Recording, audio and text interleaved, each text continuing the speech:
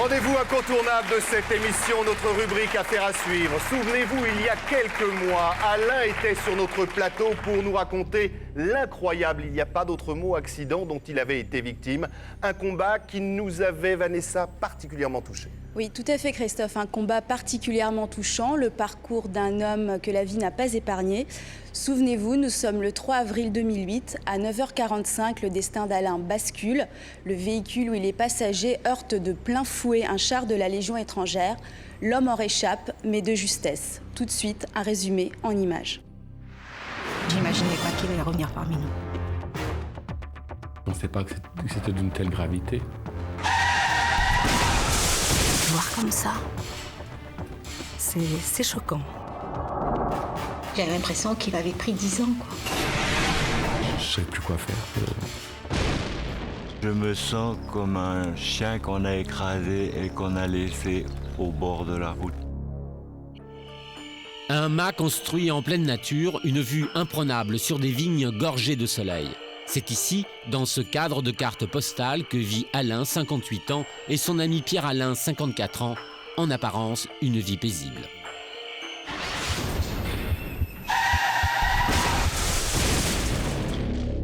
« 3 avril, 9h45, le destin d'Alain bascule. Le véhicule où il est passager percute un char militaire de la Légion étrangère. L'homme, déjà partiellement handicapé, est très grièvement blessé. Entre la vie et la mort, il est transporté en urgence à l'hôpital. Pierre-Alain, son ami depuis 20 ans, se souvient de cette journée tragique avec angoisse. J'essayais de dire aux médecins, mais dites-moi que ça va mieux. Et puis eux, justement, ils disaient que non, et que ça pouvait mal tourner d'un jour à l'autre. Selon différents articles de presse, l'engin effectuait un exercice de manœuvre en conditions réelles. La collision aurait eu lieu au croisement d'un chemin vicinal et d'une route départementale. Le char d'assaut n'aurait pas respecté la priorité à l'intersection. 7 mois après cet accident, qui aurait pu lui être fatal, Alain est totalement handicapé. Son élocution est ralentie, le moindre geste est une épreuve et nécessite une assistance. Traumatisé par le choc de l'accident, il n'est jamais retourné sur les lieux ni même remonté en voiture. C'est avec appréhension que nous l'accompagnons sur la route où a eu lieu l'accident. Comment va-t-il réagir, lui qui vit dans sa chair les conséquences irréversibles de cette collision? À peine arrivé, dans la tête d'Alain, les images, les sons se bousculent comme des flashs. Ce bruit.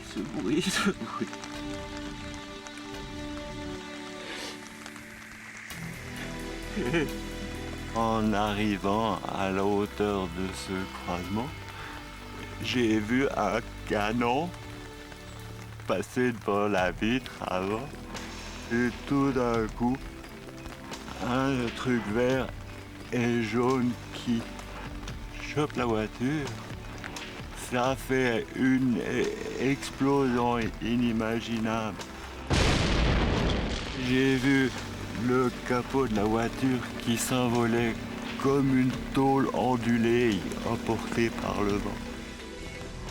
La conductrice, une amie proche d'Alain, s'en est sortie avec quelques fractures. La suite est plus tragique pour Alain. Il sera placé sous coma artificiel suite à 2 arrêts cardiaques et passera 1 mois en réanimation. Jamais je pourrais accepter. Une situation d'autant plus dramatique qu'avant l'accident, Alain était déjà partiellement handicapé par une sclérose en plaques diagnostiquée à l'âge de 26 ans. Une maladie qui ne l'empêche pas d'être très actif, selon ses amis Pierre-Alain et Dominique. Avant l'accident, il était déjà en fauteuil, suite à des poussées de sclérose en plaques. Il pouvait prendre des stations debout ou en s'appuyant contre des murs ou des meubles à marcher des petits bouts. Il avait son autonomie. Il avait une façon de vivre tout à fait normale. Il est monté sur le cheval et toute l'après-midi, on a été se promener, faire toute une randonnée à cheval. C'était quelqu'un de très, très actif. Ça, on dit, oh, quelqu'un en chaise roulante, mais non. Ça ne l'empêchait pas de se mettre debout, de rouler en voiture, de nous conduire jusque-là, de descendre de voiture. Jusqu'à 50 ans, Alain exerce la profession d'éducateur dans une institution pour handicapés. C'est là qu'il rencontre Pierre-Alain, un collègue de travail. Ensemble, ils ont un projet, acheter un mât dans le sud de la France pour y accueillir des personnes valides et handicapées. Un rêve qui devient réalité en 1998.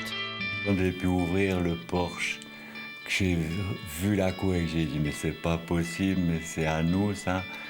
On est chez nous. Quand un rêve tout d'un coup se réalise, on y a rêvé longtemps et tout d'un coup on dit mais c'est pas possible qu'il ait réalisé ce rêve. On est les propres patrons. On est dans la nature. On voit des gens. Alors quand je me suis dit mais cette fois c'est bon. Hein. Cette fois c'est le mât, on est chez nous. C'était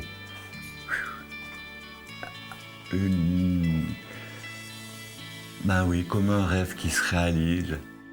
Les deux amis mettent toute leur énergie pour aménager le mât.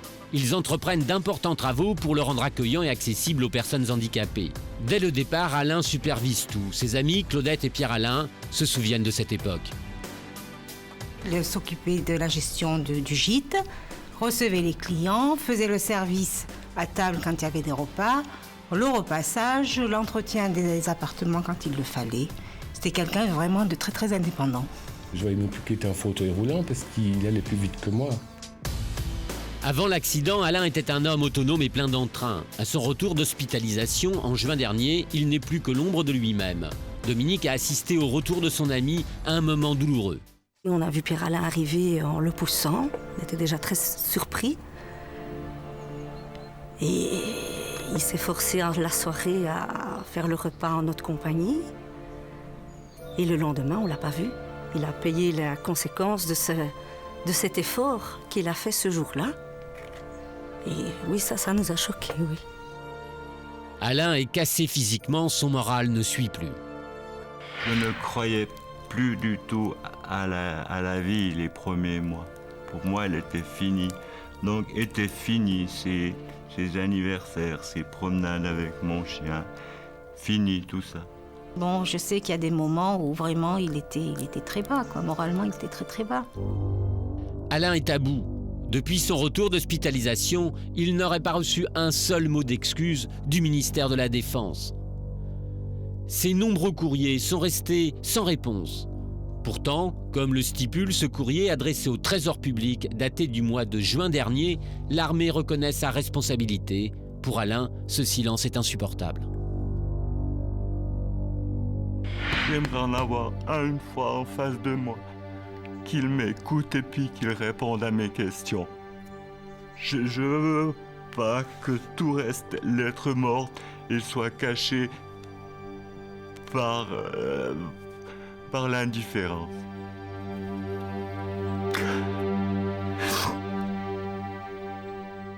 Alain n'aurait reçu la visite d'un médecin militaire qu'en octobre dernier. Selon lui, ce médecin se serait déclaré inapte à l'examiner compte tenu de la gravité de son état. Il m'a dit, vous êtes un cas qui est beaucoup trop grave pour moi. Je ne suis pas apte à faire un rapport. Et au revoir, monsieur, merci. Concernant le versement d'une provision, dans un courrier daté du mois de juillet dernier, le bureau contentieux du ministère de la Défense stipule qu'une offre d'indemnisation sera faite dans le cadre de la loi Badinter. Sur le procès-verbal de l'accident, le courrier précise qu'il sera envoyé sur simple demande. Alain n'a toujours rien reçu. Plus de 7 mois après les faits, aucune provision n'a été versée. Ce silence de l'administration est incompréhensible. Du mois d'avril à maintenant, j'ai l'impression qu'on est toujours au même point. Rien ne bouge. Et on attend. On attend quoi? Je sais pas. L'argent n'est pas un luxe, chaque jour compte, l'homme est totalement dépendant. Pierre-Alain gère tout, du fonctionnement du mât aux soins de son ami, une charge très difficile à assumer.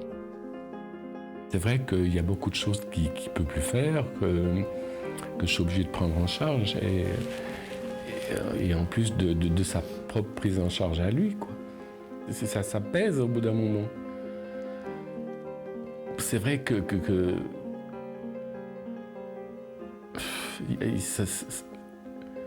à un moment donné, j'aimerais aussi pouvoir partir, de pouvoir sortir ou des choses comme ça. Et là, c'est pas tellement, actuellement, c'est pas tellement possible, quoi. Il faut quand même qu'il y ait toujours quelqu'un ici. Et puis, j'aimerais bien avoir de temps en temps des petites échappées aussi pour pouvoir penser à moi. Financièrement, la situation est de plus en plus critique. On vit un peu au jour le jour, suivant les rentrées, les locations, les choses comme ça. Et vu la gravité du handicap de l'accident d'Alain, c'est vrai que ça devient un peu limite et on a de la peine à boucler les fins de mois. Si ça devrait continuer comme ça, il faudrait peut-être songer à prendre la décision de se séparer de la maison. Heureusement, une partie des soins est prise en charge par l'assurance d'Alain. Grâce à cela, 3 fois par semaine, un kinésithérapeute se déplace à domicile pour sa rééducation. Enlevez ça. D'accord. Et on va passer aux étirements. Ouais. Ces soins ne suffisent pas. Alain a besoin d'équipements adaptés à son handicap. Sa vie quotidienne, elle a besoin d'un appareillage particulier, c'est-à-dire déjà un nouveau fauteuil. Alors après, il y a le problème de l'audition, avec des acouphènes permanents. La vue aussi, parce qu'il ne peut plus lire comme il voulait, comme à une période. Voilà. Donc, qui sont des plaisirs qui, en plus, sont adaptés par rapport à son handicap d'aujourd'hui, quoi. Il a besoin vraiment de moyens, on va dire, matériels au sens du confort de vie, quoi. Voilà. Pourquoi Alain n'a-t-il toujours pas perçu le moindre euro d'indemnisation ? Pour son avocat qui vient d'être saisi du dossier, cette situation n'est pas tolérable. Il est incompréhensible et inacceptable que cette personne, 7 mois après l'accident, n'ait toujours pas eu le moindre euro de la compagnie d'assurance compte tenu de son état. Un minimum de 30 000 € de provision doit lui être versé dans les plus brefs délais. Alain souhaite se faire entendre. Il a déposé 2 plaintes auprès du tribunal de grande instance. L'une administrative, l'autre pénale. Les procédures sont en cours. Pour l'heure, une seule chose compte, le versement rapide d'une provision. Toucher une indemnisation, ça va lui permettre de retrouver une indépendance, une certaine dignité qui est importante, et de pouvoir vaquer à ses occupations, de pouvoir reprendre aussi un peu de travail. Que j'ai plus d'autonomie, que je puisse avec Pierre-Alain ne plus me sentir culpabilisé de vivre à son dépens.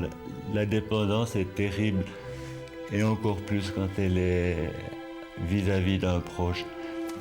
Vivre dignement, ne plus être un poids pour son entourage, Alain estime que c'est une priorité. Bonsoir Pierre-Alain. Ce combat aujourd'hui, vous le menez, on vous a vu, vous êtes à bout, vous le menez chaque jour encore. Vous aussi, vous voulez vous battre pour Alain, vous voulez vous battre pour que, enfin, l'armée reconnaisse ses torts? Oui, c'est sûr. Et puis quand je pense qu'il a besoin d'appareils auditifs, ils sont prêts, mais on ne peut pas les prendre parce qu'il ne peut pas les utiliser, parce qu'on n'a pas de quoi avancer l'argent. Il a besoin de lunettes aussi depuis l'accident. Et on ne peut pas non plus aller les chercher parce qu'on n'a pas d'argent. Et je me dis qu'il faudrait que l'armée prenne un peu ses responsabilités et s'engage quand même maintenant à accélérer un peu les choses pour qu'Alain retrouve une certaine qualité de vie. Est-ce que vous avez encore aujourd'hui cette volonté de vous battre, d'obtenir réparation? Il y a ce rêve que vous partagez tous les deux, et puis il y a cette vie aussi que vous voulez également avoir, parce que sans vous, Alain aujourd'hui n'est rien. Mais de toute façon, on va y aller jusqu'au bout. Il n'y a pas de miracle. Non, il n'y a pas le choix, mais il y en a encore la volonté d'avancer là-dedans, quoi. Parce que c'est vraiment trop injuste au moins, si c'était occupé au moins de prendre des nouvelles de temps en temps, de voir comment ça se passait, s'il n'y en avait pas un petit peu besoin d'aide. Il n'y a aucune empathie, il n'y a rien du tout. Le problème, il est simple. Vous avez une loi, c'est la loi Badinter. L'indemnisation, la proposition première de l'armée doit intervenir dans un délai de 8 mois. Nous sommes finalement au bout de 7 mois et demi, et l'armée a cette grande habitude de se dire 7 mois et demi, c'est pas 8 mois. Donc surtout, payons rien, ne faisons rien avant 8 mois. Bon, on se fout du monde, Jean-Philippe. Oui.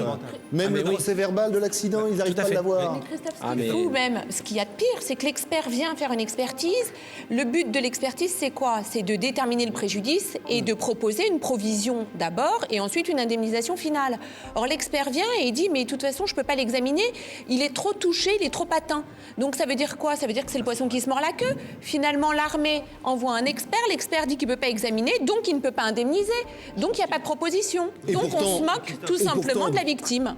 Dominique, le cas d'Alain est sérieux. Alain est très gravement touché puisque maintenant il est en fauteuil roulant tout le temps. Il a perdu l'usage de la main droite, donc il a un fauteuil manuel. Il faudrait un fauteuil électrique puisque tout seul il ne peut pas se déplacer. Et surtout, ce qui est très grave, il a besoin de tierces personnes, d'une personne 24 heures sur 24. C'est pas un chien qui est sur le bord de la table ou de bord de la route. L'armée a lu les journaux quand même.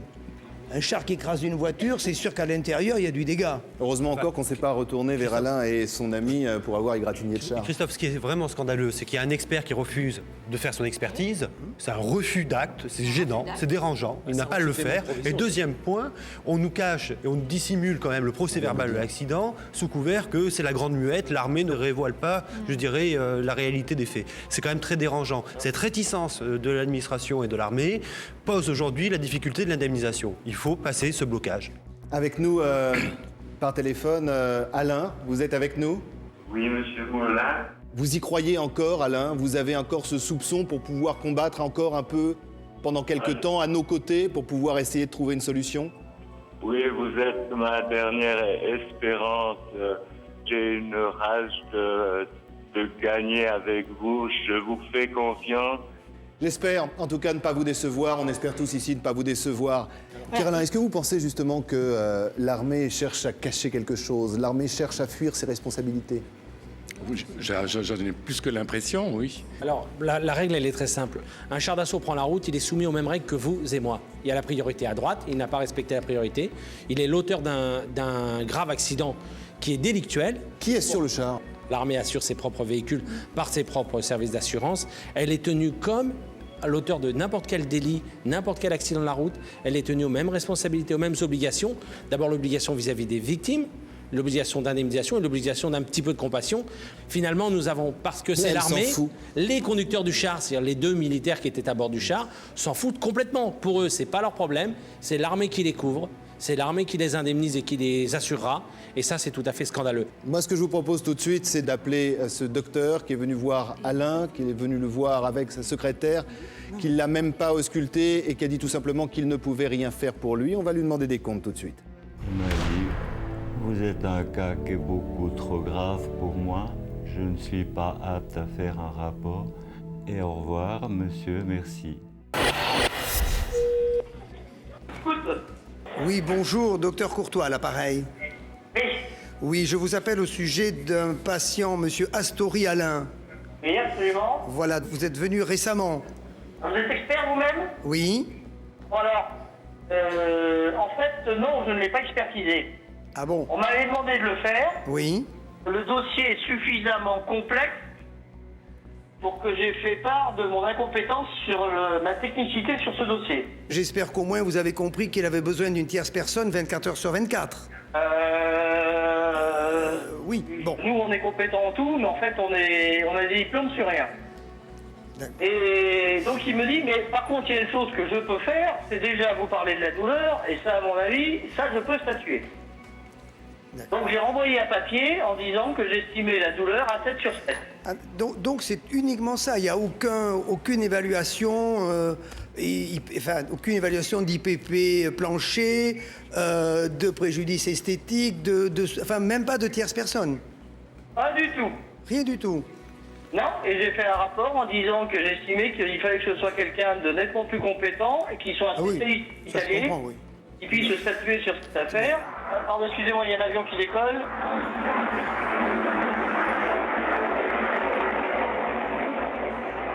Par contre, ce qui m'étonnait, moi, particulièrement, c'est que les armées n'aient pas fait une avance.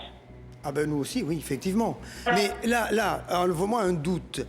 Vous avez quand même fait un rapport d'expertise avec des évaluations, quelles qu'elles soient, mais qui permettent quand même d'obtenir une provision, parce qu'on est bien d'accord. Votre rôle à vous, c'est de venir, si je puis dire, d'évaluer les dégâts et de vite dire à vos supérieurs, attention, c'est un cas très grave, indemnisons, donnons une provision rapidement, vu l'état de M. Astori. J'ai rien contre vous, mais vous y allez pour vous apercevoir que vous ne pouvez rien faire. Ce n'est pas la peine d'y aller. Oui. Oui, ça me paraît évident.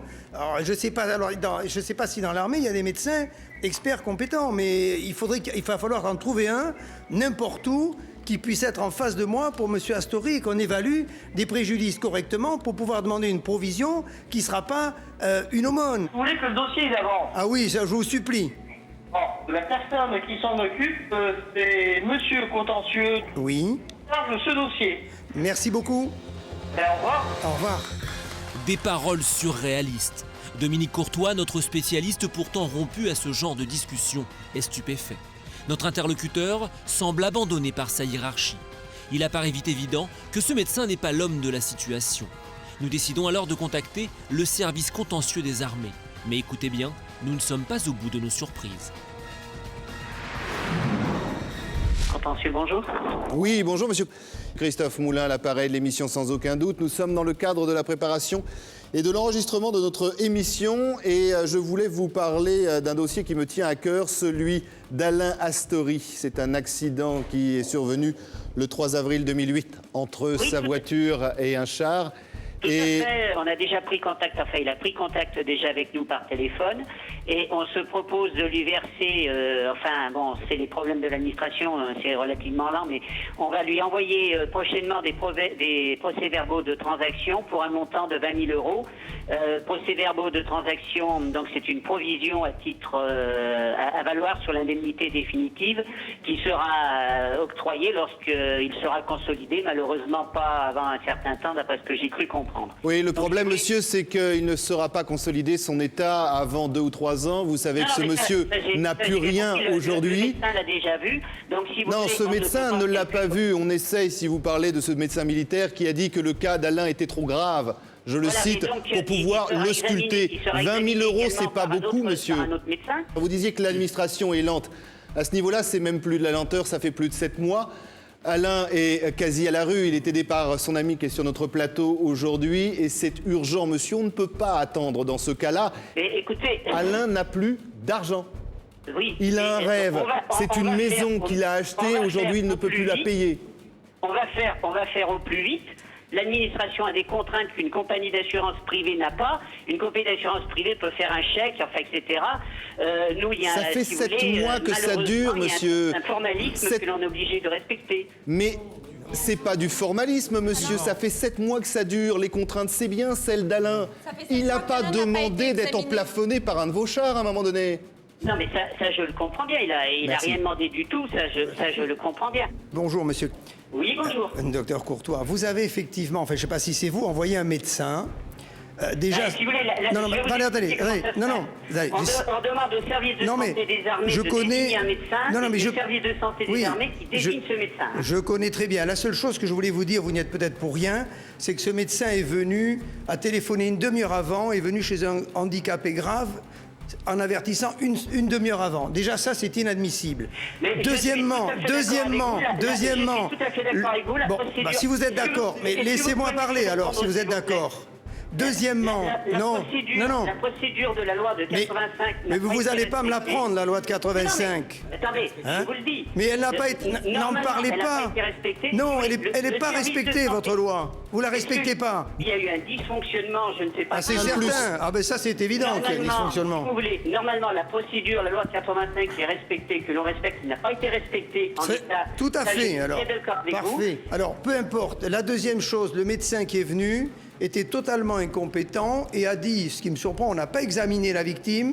Et au bout d'un quart d'heure, on lui a dit « c'est tellement grave que je m'en vais ». Donc moi, ce que je vous demande, on doit terminer l'émission demain au plus tard, c'est de nous faxer un document en nous disant « voilà, on vous fait une proposition de telle somme et le plus rapidement possible, mais pas nous dire encore que vous n'avez pas l'argent, qu'il faut que vous en référiez un supérieur ou quoi que ce soit. De toute manière, ça n'a que trop duré, vous devez lui envoyer et 20 000 euros, je dirais, c'est presque une aumône. Si vous voulez, nous, bureau contentieux local, on ne peut pas verser des indemnités provisionnelles de mémoire supérieures à 26 ou 27 ou 28 000. Enfin, je ne sais plus. Au moins alors, allez jusqu'à 28 000, parce que vous savez, monsieur, vous, ce soir, a priori, vous allez dormir, vous allez vous coucher, vous allez revoir votre famille. Alain, lui, il est même pas sûr. Déjà, de bien dormir, ça on en est certain, et surtout de pouvoir garder la maison où il est aujourd'hui. Alors, à un moment donné, l'armée, l'administration, on va dire stop, juste stop. Alors soyez humain et à un moment donné, traitez ce dossier. Il est sur le haut de votre bureau. Moi, ce que je voudrais, c'est qu'il soit réglé. Mais je vais faire le maximum. Si vous voulez, moi, je ne suis qu'un pion dans la chaîne. C'est pas à mon niveau qu'elle n'a pas été respectée. Oui, mais vous savez, on a besoin de ce pion que vous êtes aujourd'hui. S'il vous plaît, ne tapez pas sur le pion. Non, on tape pas sur le pion, on a besoin du pion. Dans un instant, la suite de ce dossier. La négociation avec l'armée s'annonce délicate. La Grande Muette sera fidèle à sa réputation. Difficile d'arracher à notre interlocuteur la moindre parole réconfortante. Monsieur, juste un truc là. Si je décrypte ce que vous venez de nous dire, il n'est pas remboursé avant le mois de mars prochain. Mais il fait quoi? S'il doit revendre sa maison, monsieur, il fait quoi? Il vient sous les ponts? Alain s'estime abandonné par l'administration. Pire, humilié.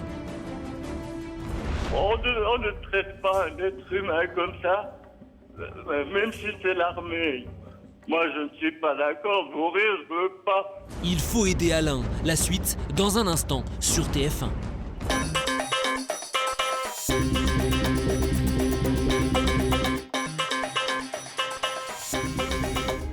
Il y a un instant, vous découvriez l'histoire d'Alain.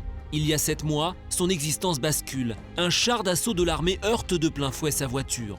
Polytraumatisé, Alain n'a touché aucune indemnité. Voici la suite de ce dossier. Vous nous dites que vous pouvez aller jusqu'à 28 000. Essayez au moins sur cette première provision d'aller au maximum. Vous avez besoin de quoi, monsieur? Dans un premier temps, on va verser une provision parce que ça se passe pas comme ça. Il faut qu'on demande des crédits à Paris. On a demandé des crédits à hauteur de 20 000 €. Tous les documents sont prêts. Donc, si vous voulez, dans un premier temps... Mais qui je peux appeler, moi, à Paris, à ce moment-là, pour vous aider? À verser une autre provision par la suite. Ah, très bien. Mais ça, vous pouvez vous engager à verser une autre provision rapidement. Écoutez, tout dépend ce que vous appelez rapidement. Mais qu'est-ce que vous appelez, vous, rapidement? Franc avec vous. Qu'est-ce que vous appelez rapidement? On est en fin d'année. Il va y bientôt avoir malheureusement la clôture de l'exercice 2008. Ensuite, il va falloir attendre l'ouverture des comptes 2009. Je vais faire le maximum. Première provision. Monsieur, juste un truc là. Alain vous écoute, vous entend. Et si je décrypte ce que vous venez de nous dire, il n'est pas remboursé avant le mois de mars prochain. Mais il fait quoi? S'il doit revendre sa maison, monsieur, il fait quoi? Il vient sous les ponts?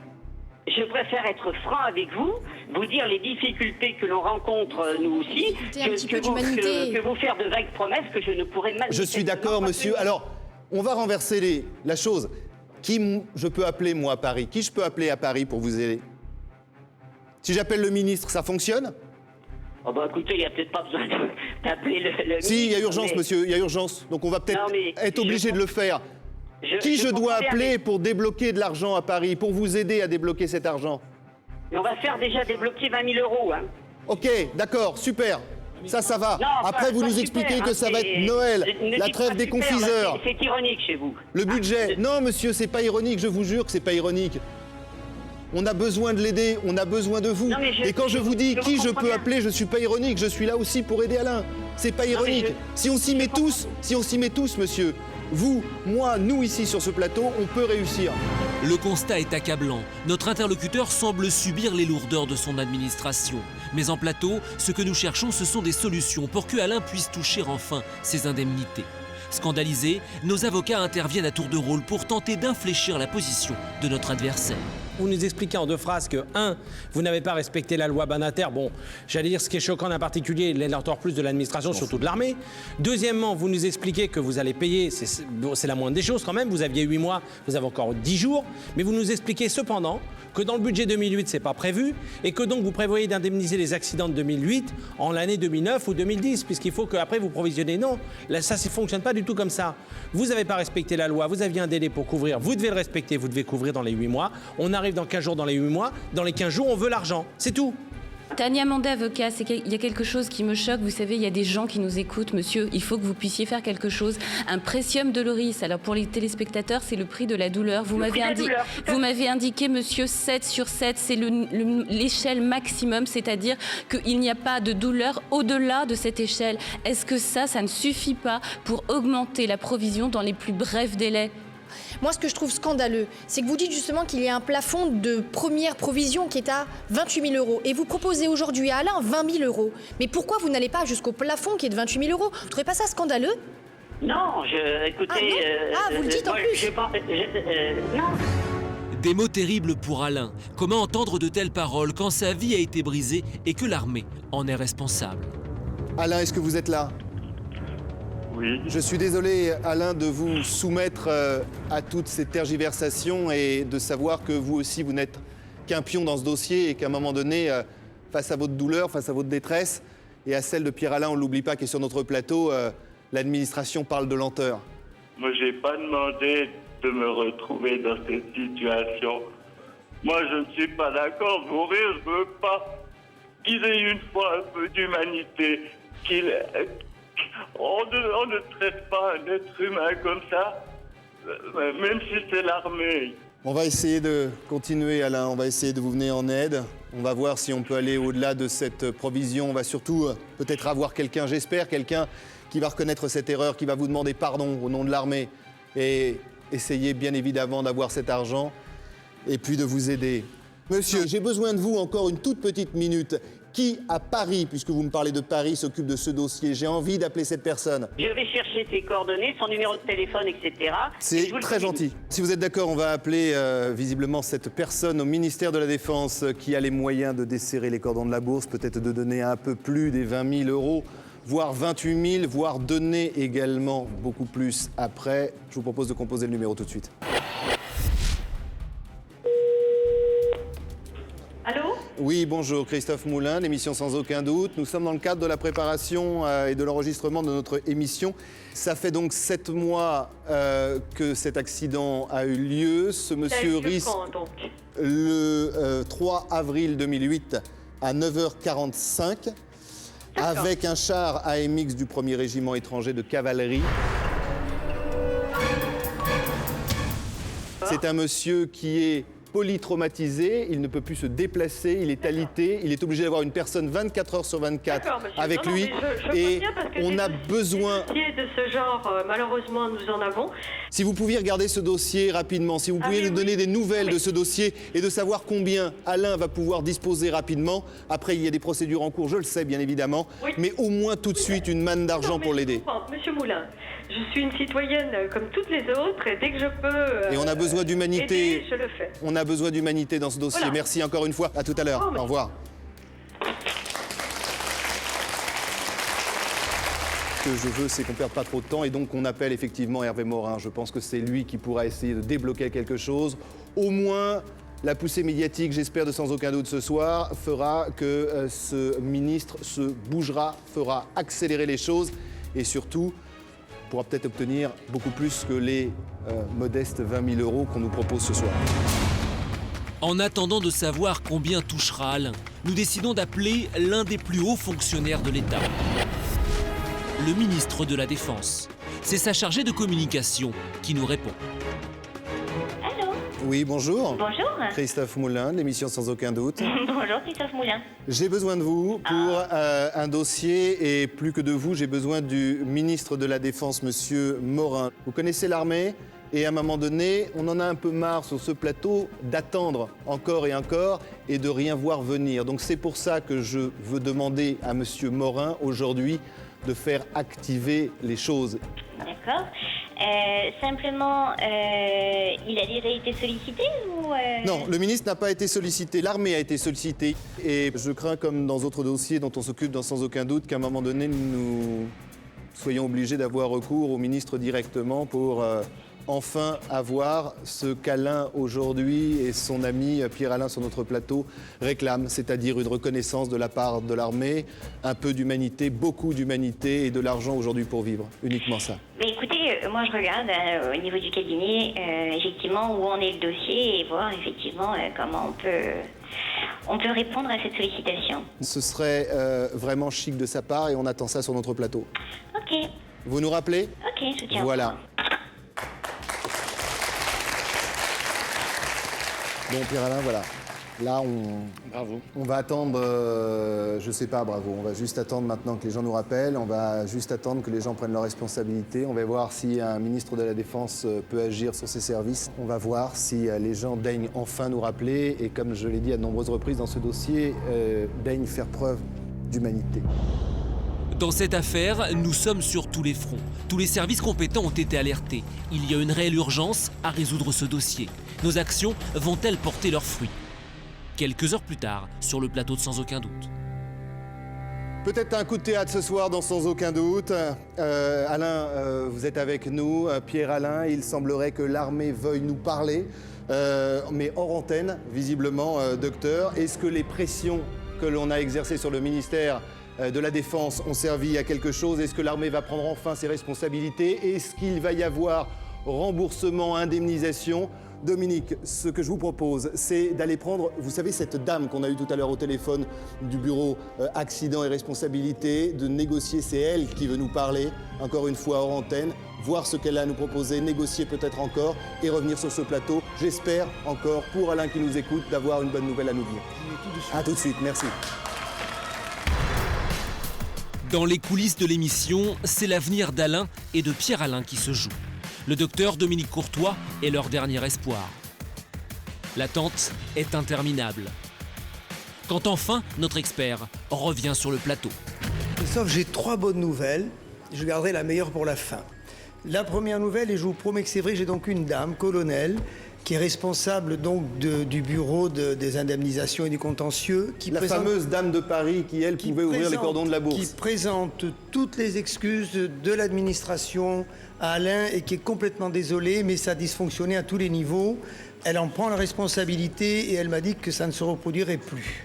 Deuxième chose, donc on va mettre en place rapidement avec un médecin compétent une nouvelle expertise contradictoire et donc comme je l'ai promis à Alain, je l'assisterai dans cette expertise. Donc sous votre contrôle, Dominique. Sous mon contrôle, sans problème. Et la troisième nouvelle qui est la meilleure, demain, par un document, puisqu'on ne peut pas envoyer le chèque directement, qui est de 28 000 €, donc le maximum possible, par demain, en recommandé. Je pense que vous l'aurez après-demain, vous renvoyez signé avec un RIB, et le jour même, à quelques heures d'intervalle, les 28 000 € seront versés sur le compte d'Alain.